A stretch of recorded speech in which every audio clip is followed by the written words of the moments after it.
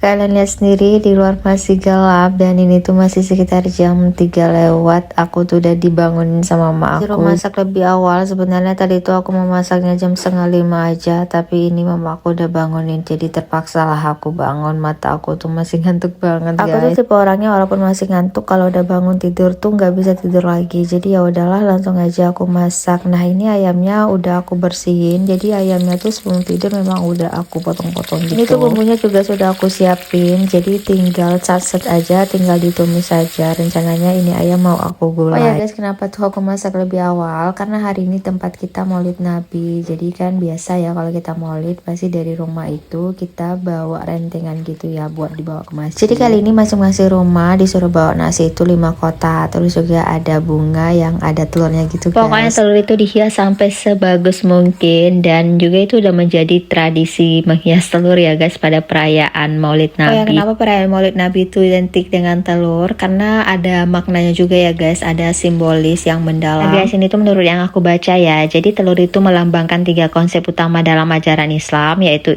iman, Islam, dan ihsan. Jadi guys, setiap lapisan pada telur, mulai dari kulit telur, putih telur, hingga kuning telur, merepresentasikan kekuatan iman, kesucian hati, dan kebaikan yang harus dimiliki seorang mukmin. Sebenarnya yang paling utama bukan masalah telur atau menghias telur segala macam, tapi yang paling utama di Maulid Nabi ini mengingatkan kita kembali atas kelahiran Nabi kita Muhammad SAW yang jatuh pada 12 Rabiul Awal. Peringatan Maulid Nabi ini menjadi momentum bagi umat Islam untuk kembali meneguhkan kecintaan kepada Rasulullah dengan berusaha mencontohkan sifat-sifat dalam kesehariannya. Banyak banget nilai akhlak Rasulullah yang perlu kita teladani, seperti kejujuran, amanah, kesabaran, kepedulian sosial, kasih sayang, dan masih banyak lagi. Dan semoga dengan perayaan Maulid Nabi tahun ini kita menjadi manusia yang lebih baik lagi, menjadi pribadi yang lebih baik daripada sebelumnya, dan tentunya meningkatkan iman dan takwa kita kepada Allah Subhanahu wa Ta'ala. Oke, kembali lagi ke masakan aku. Jadi ayam gulai aku tadi udah mateng guys. Terus ini aku lanjut masak perpetaian dicampur kerang rebus. Terus ada kentang dan wortel. Ini asli enak banget guys. Dan ini tuh udah mateng aja. Terus aku juga mau nyambel telur. Ini aku nggak tahu kenapa telur ini tuh jadi bentuknya kayak gini. Padahal sebelum aku rebus aku udah kasih garam. Nggak tahu kali ini tuh gagal aja guys kasih garam. Padahal dulu kalau kita kasih garam, kalau nganu telur, ngerebus telur itu bagus aja kalau dikopekin. Tapi nggak apa-apa lah, ini masih bisa dimakan ya. Kurang menarik aja sih menurut aku. Ya udah, kita mau bersiap-siap karena ini tuh udah jam 5:30 pagi. Nanti guys, jam 6:30 tuh ada yang ngambil nasi ke rumah-rumah gitu guys. Jadi kalau nggak siap nanti kita ngantar sendiri. Aku tuh males banget guys ngantar sendiri, apalagi tuh belum mandi. Nah ini aku mau prepare dulu. Dan ini juga ada mama aku sama bapak aku lagi baca-baca gitu guys. Jadi ini tuh kayak semacam tradisi ngirim doa ke